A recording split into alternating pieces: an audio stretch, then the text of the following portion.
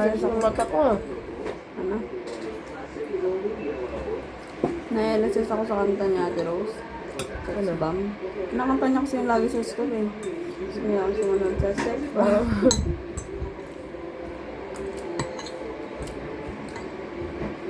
Kanina naman nagising ako. Kasi kumakatok sila dyan. Tulad ng kapatid ko. Siyempre bilang friend yung inaisip ko baka may nangyari sa kanyang masama.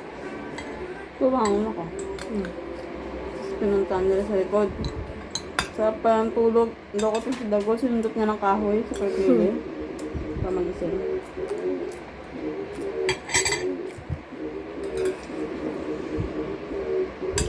Bumabili sa akin si Luis ng benteng Milo. Ayun. Hindi.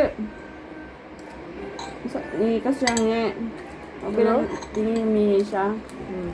Sabi niya dapat to daw ganyan. At sige, bibigyan na lang kita. Wala, benta ka na ano.